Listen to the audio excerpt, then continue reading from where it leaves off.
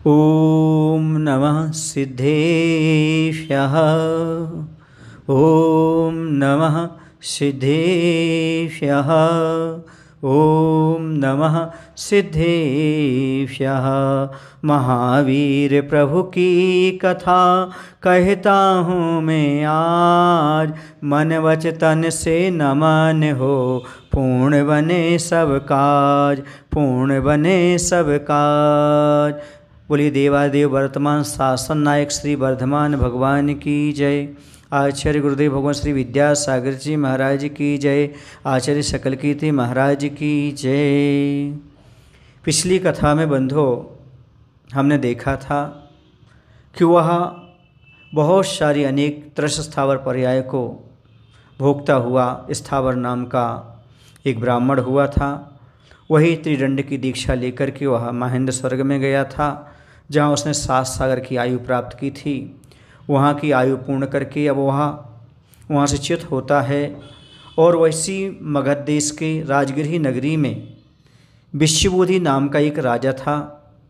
विश्वभूति नाम के राजा की एक रानी थी जिसका नाम था खोजन। पुनः वही महेंद्र स्वर्ग का देव खोजन रानी के गर्भ में विश्वनंदी नामक पुत्र हुआ। वह बड़ा पुरुषार्थी और शुभ लक्षणों वाला था। चूँकि अब राजा के यहाँ इसने जन्म ले लिया है। विश्वभूति राजा का छोटा भाई विशाखभूति, उसकी लक्षणा नाम की पत्नी थी। उसके विशाखानंद नामक पुत्र उत्पन्न हुआ। वर्षों तक इन्होंने राज्य को भोगा और पुत्र का सुख भी प्राप्त किया। लेकिन ऐसा होता है, कुछ घटनाएं ऐसी होती हैं जिस व्यक्ति को भवितव्यता अच्छी नहीं होती, उसे घटना जैसी नहीं मिलती, कोई उससे शिक्षा प्राप्त नहीं होती। लेकिन जिसकी भवितव्यता अच्छी होती है उससे छोटी छोटी घटना भी वैराग्य दिला देती हैं, कल्याण मार्ग दर्शा देती हैं।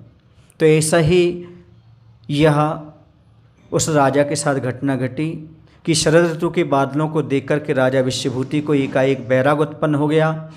उन्होंने अपने मन में विचार किया कि जैसे आश्चर्य की बात है कि ये बादल क्षण भर में ही विलीन हो गए, इस प्रकार मेरी आयु और यौवन आदि सारी संपदाएं भी नष्ट हो जाएंगी, इसमें संदेह नहीं। अतएव शरीर क्षीण होने से पूर्व ही मोक्ष प्राप्ति के लिए मुझे बराबर तप करना चाहिए, मुझे अपना कल्याण करना चाहिए। पता नहीं कब मृत्यु काल के रूप में आकर के मेरे सामने खड़ी हो जाए। और उसने ऐसा विचार किया। वह सांसारिक विषयों से अत्यंत विरक्त हो गया और दीक्षा धारण करने के लिए प्रस्तुत हुआ। वैराग्य भावना के उग्र होते ही एक दिन उसने अपना राज्य छोटे भाई को सौंप दिया तथा अपने पुत्र को यमराज पद दे दिया।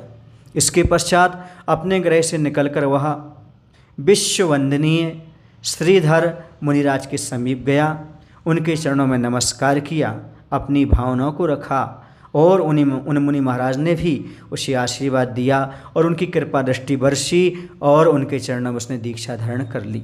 उसने बाह्य अभ्यंतर समस्त परिग्रहों का त्याग कर दिया, 24 प्रकार के परिग्रहों का त्याग कर दिया और अन्य 300 राजाओं के साथ मन वचन काय की शुद्धता से मुनीश्वर पद को प्राप्त किया।